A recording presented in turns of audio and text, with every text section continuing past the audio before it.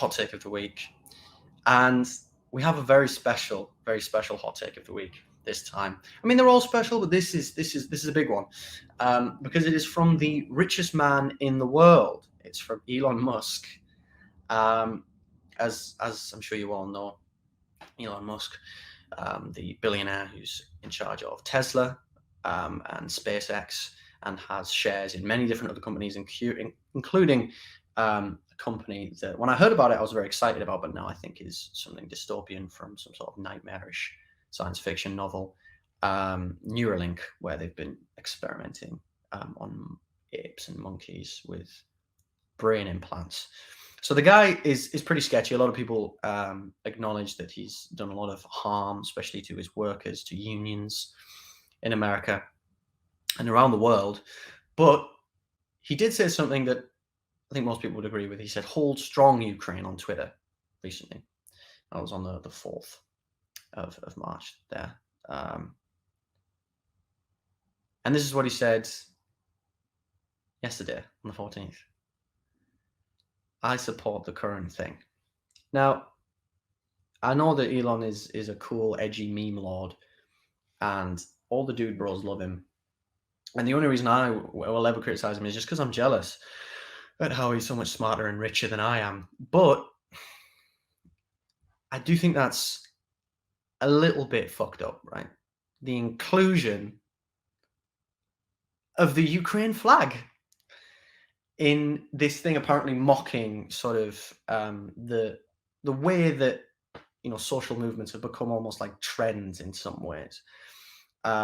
Because social movements, they do ebb and flow, but yeah, I guess sometimes nowadays they get commodified a little bit. Who do they get commodified by? The giant corporations run by Elon Musk's buddies. So I don't really get his criticism there. But Elon, I mean, what is there to say about Elon Musk that hasn't already been said?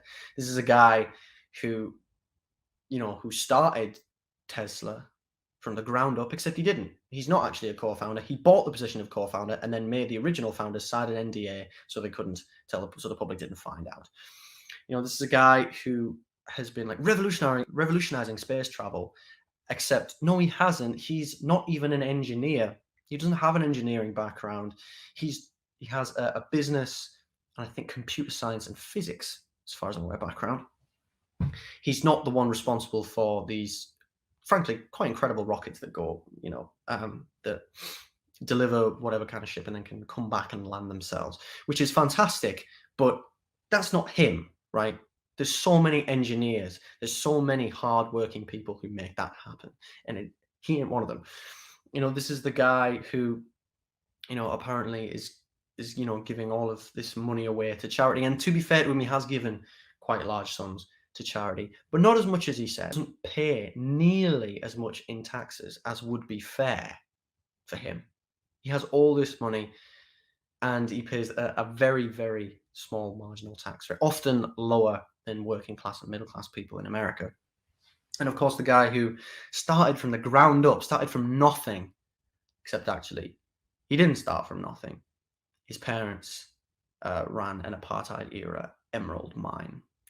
And you can imagine just how ethical that might have been. Who knows? So Elon Musk is someone who sort of enchanted the world with this false idea that he was somehow like a real life Iron Man, a real life Tony Stark. And the truth, unfortunately, is he's more of a Lex Luthor. But Jeff Bezos is actually bald, so I feel like he gets that title. But so and that would be bad enough, wouldn't it?